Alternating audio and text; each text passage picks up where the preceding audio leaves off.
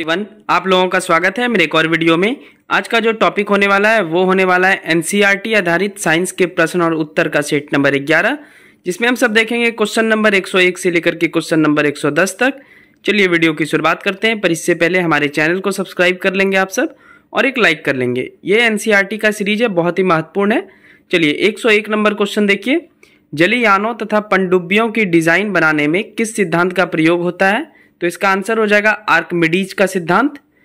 अब इसका अनुपयोग क्या है? आर्किमिडीज का सिद्धांत का अनुपयोग भी हम सब जान लेते हैं। दुग्ध मापी, जिसको बोलते हैं लैक्टोमीटर, में जो दूध के किसी नमूने की शुद्धता की जांच करने के लिए प्रयुक्त होता है, इसमें भी आर्किमिडीज का सिद्धांत लगता है। हाइड्रोमीटर, जो द्रव के घनत्व मापने के लिए प्रयुक्त होता है, इसमें भी आर्किमिडीज का सिद्धांत लगता है।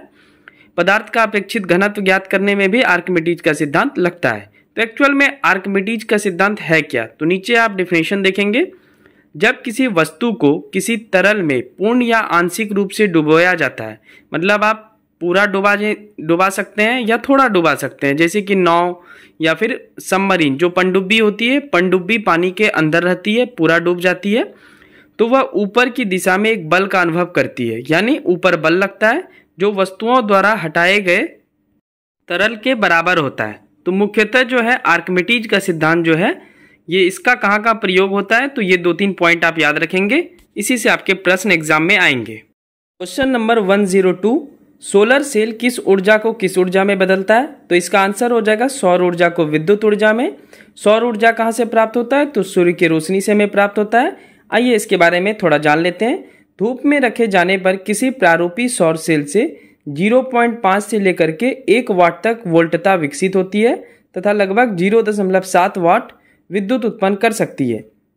इसे बनाने के लिए सिलिकॉन अर्धचालक का उपयोग किया जाता है और ये थोड़ा कॉस्टली बनता है, ये भी आप याद रखेंगे।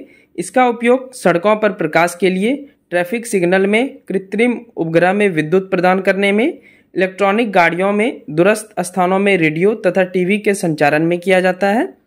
तो ये भी आप याद रखेंगे। तो ये सौर सेल मुख्यतः सब देखे होंगे, घर में होता है सोलर प्लेट जिसको बोलते हैं, और इसमें कोई प्रदूषण नहीं होता है। तो भारत सरकार इसके लिए भारत और फ्रांस मिलकर इसके लिए एक संगठन भी बनाई है जिसको बोलते हैं अंतर्राष्ट्रीय सौर संगठन, जिसका हेडक्वार्टर्स आपको गुरुग्राम में मिलेगा। तो आप समझ सकते हैं कि जब हम सब नवीकरणीय ऊर्जा की बात करते हैं, नवीकरणीय ऊर्जा का मतलब क्या होता है? वैसा ऊर्जा जो कभी खत्म ना हो और जिससे प्रदूषण ना हो, जैसे कि सौर ऊर्जा, पवन ऊर्जा, जल का ऊर्जा, इससे प्रदूषण नहीं होता है, सौर ऊर्जा से प्रदूषण नहीं होता है। तो सौर ऊर्जा का हम सब उपयोग कर पाएंगे बिजली बनाने में, तो उसमें से ये सोलर सेल जो है ये महत्वपूर्ण भूमिका निभाएगा। इससे प्रश्न बनते हैं एग्जाम में, बस इसको याद रखना है। क्वेश्चन नंबर 103, कमरे में एयर कंडीशनर को ऊपर क्यों लगाया जाता है? आप जब भी रूम में देखेंगे, एसी वाले रूम में घुसेंगे तो एसी जो है वो हमेशा ऊपर दिखेगा, आपको नीचे नहीं दिखेगा। तो इसका आंसर है ठंडी हवा भरी होने के कारण नीचे की ओर गति करती है, जिसके कारण पूरा कमरा ठंडा हो जाता है। यह ऊष्मीय संवहन का प्रयोग है। ये किसका एग्जाम्पल है? तो ऊष्मीय संवहन के कारण ऐसा होता है। ठंडी हवा भारी होने के कारण, यहाँ पे भरी हो गया है, ठंडी हवा भारी होने के कारण नीचे की ओर गति करती है, जिसके कारण पूरा कमरा क्या होता है? ठंडा हो जाता है। अब ये ऊष्मीय संवहन क्या है? तो ऊष्मीय संचरण की वह विधि है जिसमें ऊष्मा का प्रभाव उच्च ताप वाले स्थान से निम्न ताप वाले स्थानों की ओर माध्यम के कणों की सहायता से स्वयं एक स्थान से दूसरे स्थान तक चले जाते हैं, संवहन कहलाते हैं। चलिए मैं आपको अच्छे से समझाता हूँ। देखिए, बाहर टेम्परेचर कैसा रहेगा? बहुत ज़्यादा रहेगा, यानी उच्च ताप रहेगा, बहुत गर्मी रहेगा। तो बाहर का हवा आएगा, माध्यम क्या होगा? एसी, एसी में बाहर का हवा आया और किस साइड आ रहा है? तो निम्न ताप वाले। आपके कमरे का टेम्परेचर बाहर के टेम्परेचर से हमेशा क्या होगा? कम होगा। बाहर टेम्परेचर अधिक होगा, ताप अधिक होगा, गर्मी अधिक होगा। तो बाहर से जो हवा आ रही है, बाहर से जो हवा आई वो आपके एसी में आएगा और एसी क्या करेगा? निम्न आपको कमरे में ठंडा करेगा और जो गर्म हवा कमरे का है उसको वापस एसी बाहर भी भेज देता है। इसी को क्या बोलते हैं? संवहन। और ये केवल तरल में संभव है। तो आप देखते होंगे कूलर वगैरह में भी पानी भरा जाता है। तो कमरे में एयर कंडीशनर को ऊपर क्यों लगाया जाता है, ये कॉन्सेप्ट आपको समझ में आ गया होगा। क्वेश्चन नंबर 104, पहाड़ों की बर्फ का धीरे धीरे पिघलने का क्या कारण है? तो इसका आंसर होगा बर्फ की गुप्त उष्मा अधिक होती है। आइए समझाते हैं गुप्त उष्मा, और ये बहुत ही अच्छा क्वेश्चन है।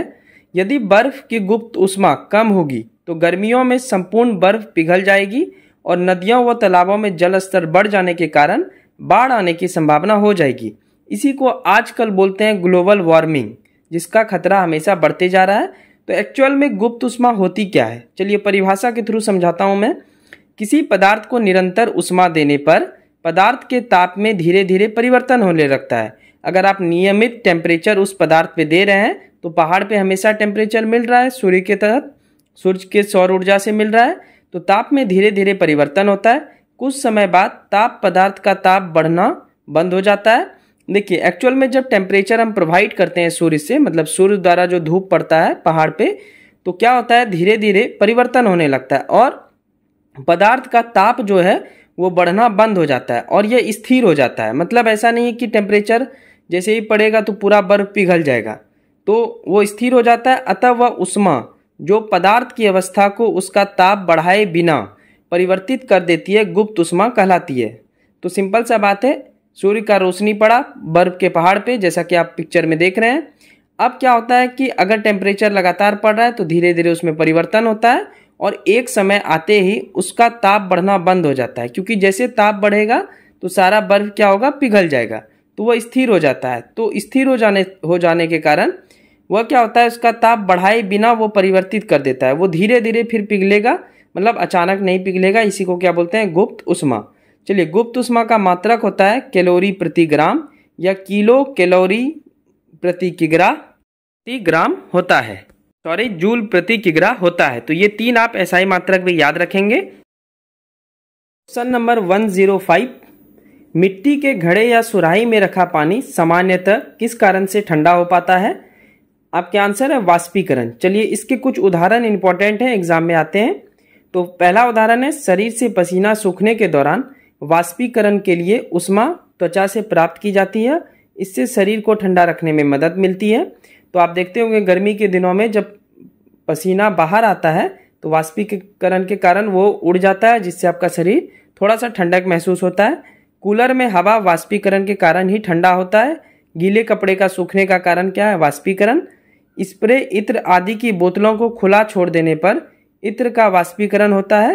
तो ये भी है क्या, वाष्पीकरण के एग्जाम्पल। तो ये सारे उदाहरण अगर आप याद रखेंगे तो कोई भी आपका एग्जाम में क्वेश्चन आ सकता है। तो ये बगल में मिट्टी का सुराही भी है, आप देख सकते हैं, ऐसा होता है। क्वेश्चन नंबर 106, मिट्टी का तेल पानी के ऊपर क्यों तैरता है? मिट्टी का तेल एक्चुअली केरोसिन को बोलते हैं।